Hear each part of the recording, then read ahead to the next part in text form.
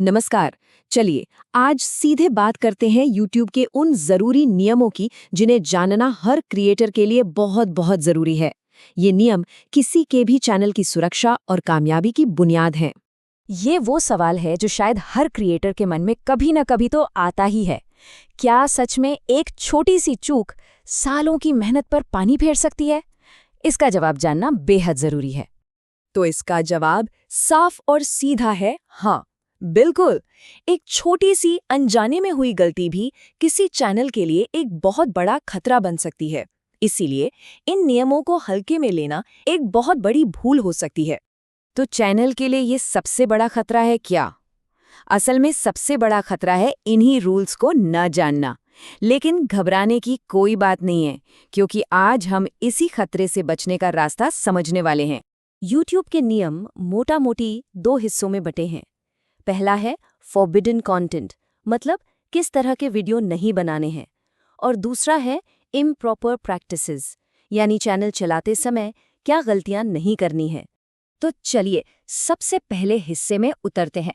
बात करते हैं उस कंटेंट की जिससे क्रिएटर्स को हर कीमत पर दूर रहना है। इन्हें आप YouTube के रेड जोन्स भी कह सकते हैं, जो सीधे सीधे नियमों को तोड़ते हैं। सबसे पहले आता है हार्मफुल कंटेंट, मतलब कोई भी ऐसा वीडियो जो किसी को नुकसान पहुंचाने के इरादे से बनाया गया हो। सोचिए, कोई ऐसा प्रैंक जिसमें किसी की जान को खतरा हो, या कोई ऐसा खतरनाक स्टंट जिसे करने के लिए उकसाया जा रहा हो। ऐसा कंटेंट पूरी तरह से बैन है। फिर आता है एडल्ट कंटेंट। देखिए, YouTube खुद को एक फैमिली प्लेटफॉर्म की तरह देखता है, इसलिए यहाँ किसी भी तरह का अश्लील कंटेंट बैन है। और हाँ, एक बात बिल्कुल याद रखनी है, ये नियम सिर्फ वीडियो पर ही नहीं, बल्कि क्लिकबेट या भ्रामक थंबनेल पर भी उतनी ही सख्ती से लागू होता है।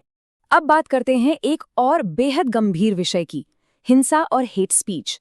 किसी भी धर्म, जाति या देश के खिलाफ नफरत फैलाना या फिर किसी भी तरह की हिंसा को बढ़ावा देना, ये चीजें YouTube पर बिल्कुल भी बर्दाश्त नहीं की जाती।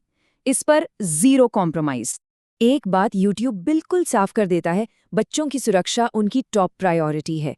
बच्चों से जुड़ा कोई भी हानिकारक कंटेंट, फिर चाहे वो कितना भी छोटा क्यों ना हो, बर्दाश्त नहीं किया जाता। ऐसे मामलों में एक्शन फौरन और बहुत सख्त होता है। यहाँ जीरो टॉलरेंस पॉलिसी चलती है। और आज के समय में फेक न्यूज़ एक बहुत बड़ी समस्या है।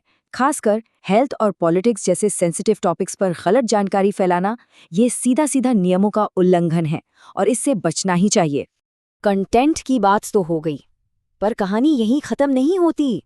अब आते हैं दूसरे हिस्से पर, चैनल चलाने के वो गलत तरीके जो किसी चैनल को मुश्किल में डाल सकते हैं। यहाँ बात सिर्फ वीडियो की नहीं, बल्कि चैनल चलाने के तौर तरीकों की है।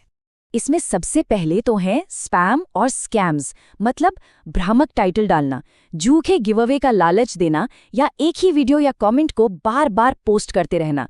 ये सब क्या करता है? ये दर्शकों को धोखा देता है और पूरी कम्युनिटी का भरोसा तोड़ता है। कॉपीराइट वायोलेशन, ये एक ऐसी गलती है जो बहुत से क्रिएटर्स अनजाने में कर जाते हैं।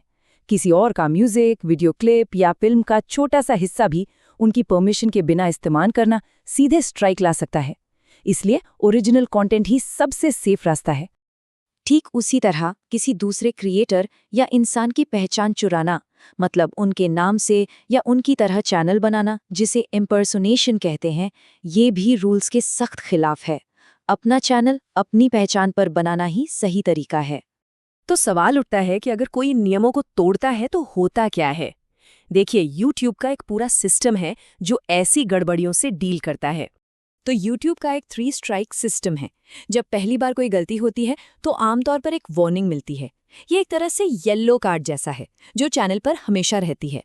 लेकिन अगर गलती फिर से होती है तो मिलती है पहली स्ट्राइक, जो 90 दिनों तक एक्टिव रहती है। इसके बाद दूसरी और फिर तीसरी स्ट्राइक। और तीसरी स्ट्राइक का मतलब है चैनल हमेशा के लिए डिलीट। और हाँ, हर स्ट्राइक के साथ पाबंदियां भी बढ़ती जाती हैं। इन सब नियमों को सुनकर शायद थोड़ा डर लगे, लेकिन आइए इसे दूसरे नजरिए से देखते हैं। ये डरने के लिए नहीं, बल्कि सफलता का एक सेफ रास्ता दिखाने वाला नक्शा है। बस ये 3 सुनहरे नियम हमेशा याद रखें। नंबर 1, हमेशा अपना ओरिजिनल कंटेंट बनाएं। नंबर 2, हमेशा सही और सच्ची जानकारी दें। और नंबर 3, अपनी कम्युनिटी और दर्शकों के लिए हमेशा रिस्पेक्टफुल रहें। ये 3 पिलर्स किसी भी चैनल को हमेशा सेफ रखेंगे। और हाँ, जो लोग डिवोशनल या भक्ति कंटेंट बनाते हैं, उनके लिए एक खास बात है। आमतौर पर ये कंटेंट सेफ जोन में आता है। बस 2 चीज़ों का ध्यान रखना है, कॉपीराइट का उल्लंघन न हो और किसी भी तरह की भ्रामक या गलत जानकारी न फैलाई जाए।